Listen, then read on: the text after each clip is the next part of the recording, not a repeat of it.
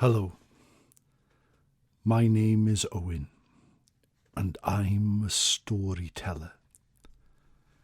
Welcome to this second episode of Slumber Stories, where I tell you a tale to help you relax and just drift away to the land of Nod. Tonight's story comes from a book that was published in 1930. It's called Myths and Legends of Many Lands, and it's told by Evelyn Smith. Tonight we go back to when man first came to the earth, according to Greek legend. So please, sit back, close your eyes if it's safe to do so. Take 3 deep breaths. 1,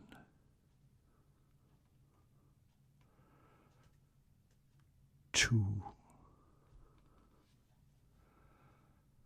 and 3, and relax from the bottom of your toes to the top of your head. Clear your mind and listen to the tale.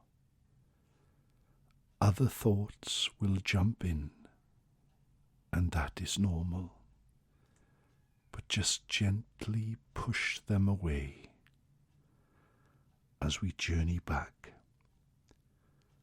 to the dawn of time.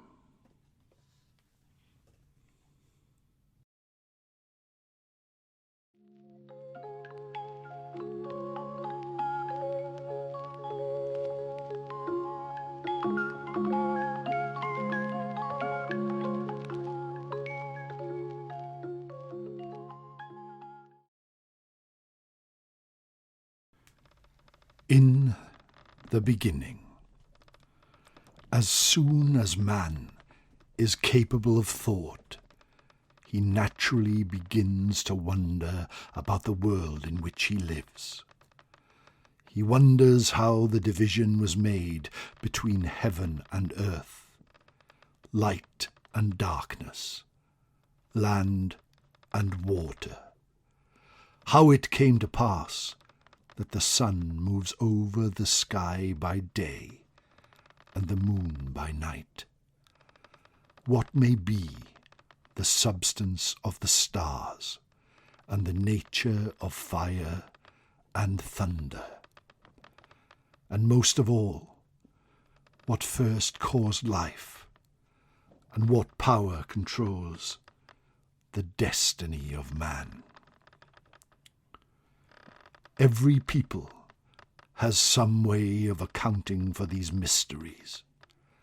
As you read of the thoughts and beliefs of men of old, you will find that there is often a resemblance between them, that similar ideas are to be found in the stories of people separated by wide tracts of land and sea. And this is not altogether surprising, for human beings must apprehend and imagine things in a human way, in whatever part of the world they dwell. You will find, too, that there are differences, that the climate and surroundings in which people live influence their imagination, and that they think in terms of things which are familiar, and either precious or terrible to them.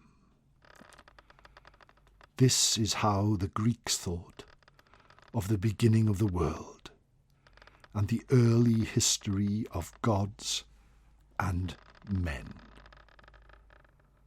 First, there was chaos, formless mass, emptiness, darkness. Then the earth came into being, and Eros, or love, who was to control the hearts of all living things.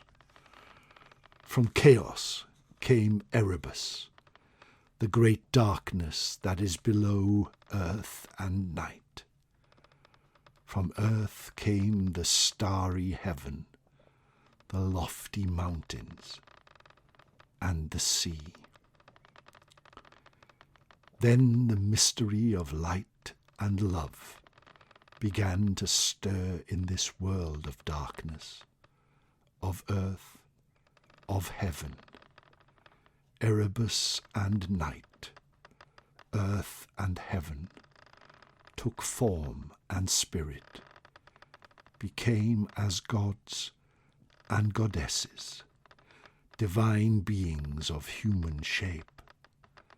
Erebus and night wedded, and from their union sprang the light of day and the bright radiance of the upper sky. Heaven, or Uranus, and earth, or Gaia, wedded and had many children, some beautiful, some terrible. Now heaven feared those last-born sons, the giant Cyclops, with one eye in the middle of their forehead, and the monsters with 50 heads and 100 arms apiece. He imprisoned them in the dark caverns of mystery Tartarus, the underworld, and would not let them rise up into the light. Earth grieved for these sons of hers, and calling together her elder children, besought them to avenge the wrong done by their father. One alone consented to weaken his strength, and this was Kronos. Kronos, called Kronos of the crooked counsels, for he was cunning and crafty. His mother gave him a jagged sickle made of grey adamant, and he watched his opportunity and crept to his father's side as he lay sleeping, and wounded him most terribly, and overcame him. From the blood of the old god sprang monstrous giants and furies with snaky hair. Then heaven called his children Titans, from a word that means straining, for he said that by straining to overtop his power, they had done a fearful deed. Kronos was now lord of the universe, which he ruled with Rhea, his sister, and his queen. Their daughters were Hestia, the fire goddess, and Demeter, the goddess of corn and the fruits of the earth, and golden-sandaled Hera, and her sons were Zeus and Poseidon, and strong Hades with the pitiless heart. The father of Kronos might have feared him with good cause, and Kronos feared his children, for heaven and earth had told him that one of those should dethrone him. In due time his sons rose against him and strove to wrest his power from him, and war broke out between the gods and the Titans in earth and in heaven. The Titans, except Okinos, fought on the side of Kronos against Zeus and his brothers. But Zeus, advised by Earth, released from Tartarus the monster brothers of Kronos, whom he had not set free after wounding heaven.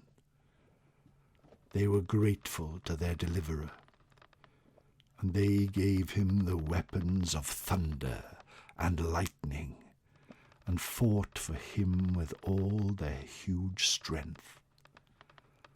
After many battles, with hurling of thunderbolts, death-dealing flashes of lightning, shocks of fallen mountains, and quakings of the earth, Zeus prevailed, and divided the rule of the universe with his brothers.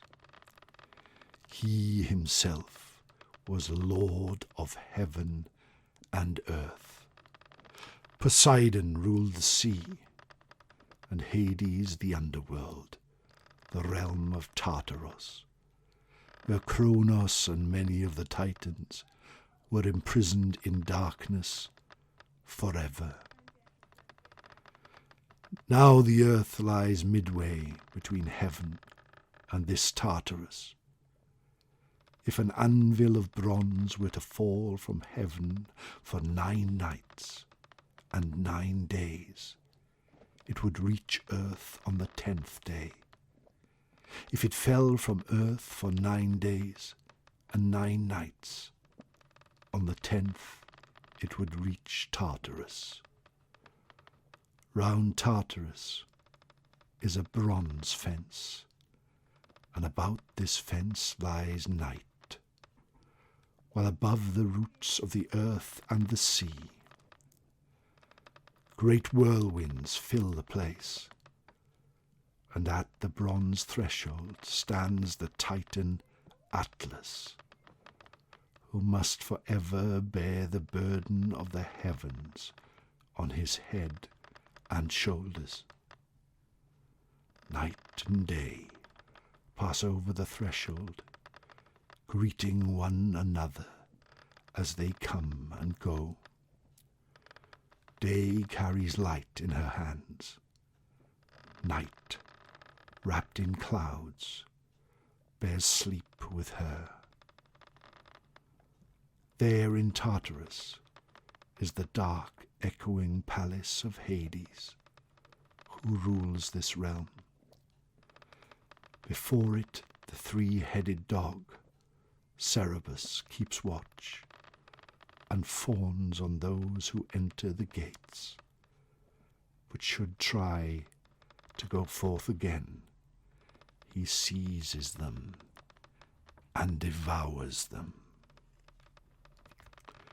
Many more conflicts were in store for Zeus before he finally established his power. Conflicts with the giants, born from the blood of wounded Uranus, and most terrible of all, with the last child of earth, the strong Typhorus, from whose shoulders sprang the heads of 100 serpents, and who had a myriad voices, the voices of beasts, and men, and gods. Zeus leapt on him from Olympus, the high mountain which was the abode of the gods on earth, and smote him with his thunderbolt, and thrust him down into the abyss of Tartarus, and pressed him down with the roots of Etna, where still he breathes forth smoke and flame. One Titan had won the favour of Zeus. This was Prometheus.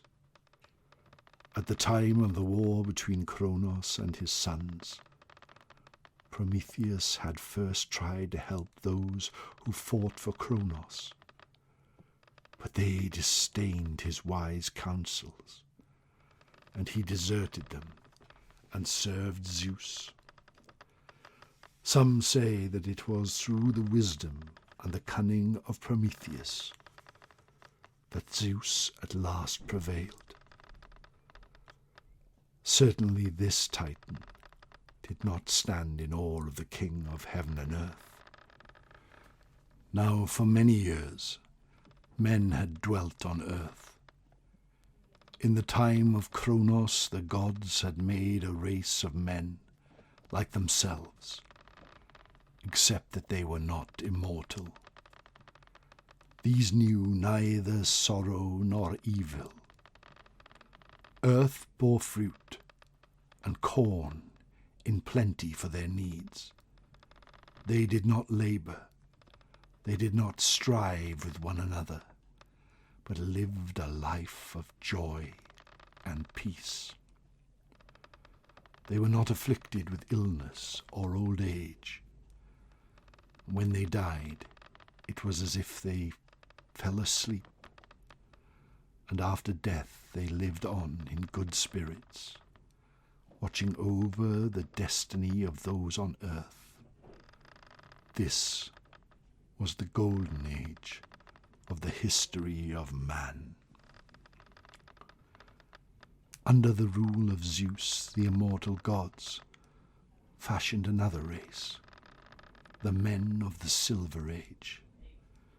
These were inferior to the men of the Golden Age, in both body and mind.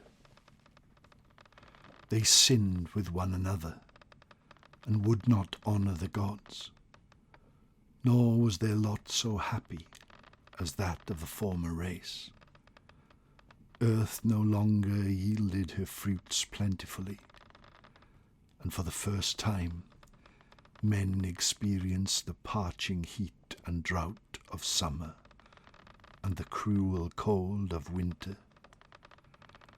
They needed implements with which to till the earth. They needed warmth in time of frost and snow. They needed the gift of fire. But this gift Zeus withheld, for he was planning their destruction and the creation of another race. Then the Titan Prometheus, who had always been eager to do good to men, stole the red-hot fire flowers from the fields of heaven and hid them in a stalk of fennel and carried them to earth. By them men were warmed and comforted, and now they had the precious gift of fire. They could make ploughshares and tools with which to build houses and ships. Prometheus taught them how to do these things and many others. He taught them all that makes life worthwhile. But when Zeus knew of the Titan's theft, he was filled with fierce anger against him for his presumption and disobedience. It seemed as if he threatened the power of the ruler of heaven and earth, and would himself have shaped and governed the world of men.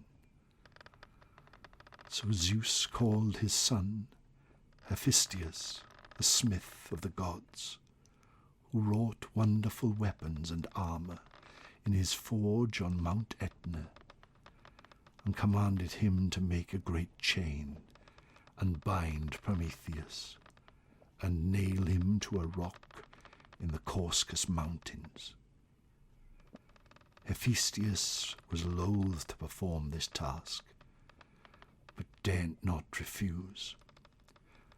Prometheus was chained to a lofty crag, and there, day by day, an eagle preyed on him,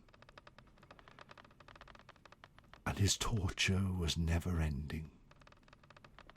For ages, the benefactor of man suffered this awful punishment, but he gained strength to endure it from the knowledge that one day he should be delivered from it by a hero among men. This came to pass when the great Hercules killed the eagle and freed the Titan from his bonds. Zeus not only punished Prometheus, he brought fresh troubles on the human race. Hitherto there had only been men in the world. Now, at the command of Zeus, Hephaestus made an earth of the most beautiful women. The goddess Athene wove shining raiment for her, and clad her in it, and set a crown of gold and a garland on her head. Aphrodite gave her the power of exciting love, and Hermes gave her the gift of speech. She was named Pandora, the gift of all, for all the gods had given her some gift. Last of all, they gave her a jar with the instructions not to open it. And then Hermes carried her to the earth and offered her to Epimetheus, the brother of Prothemus. Epimetheus took her gladly, though Prometheus had warned him not to accept the gift from Zeus. She had not been long on the earth when, overcome with curiosity, she lifted the lid of the jar and peeped in.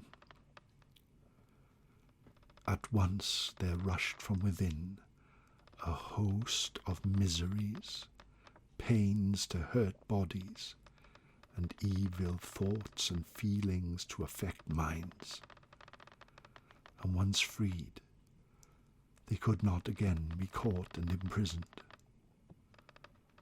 Only one thing remained in the jar, shut down by the frightened Pandora, and that was hope. The Silver Age was followed by the Bronze Age, when men were again displeasing to Zeus, and he again resolved to destroy them all. So he sent torrents of rain from heaven and flooded the whole earth. His brother Poseidon, aiding him, struck the earth with his trident, and the hidden sources of the rivers and springs rushed out into mighty floods. Soon there was no distinction between the earth and sea.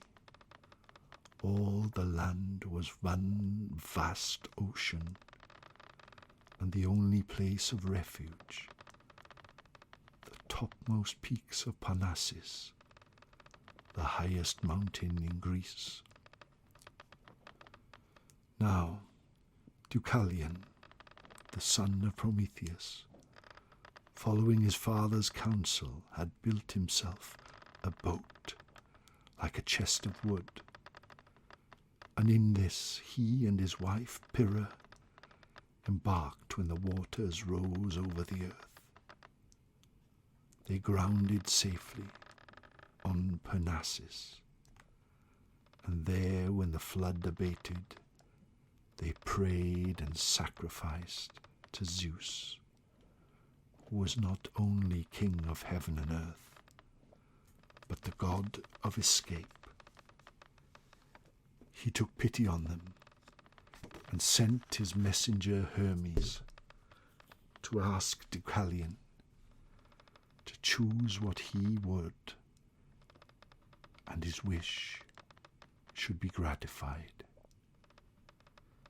Deucalion said that what he wished most was to repeople the empty world, and Zeus bade him and his wife take up stones from the earth and cast them over their heads.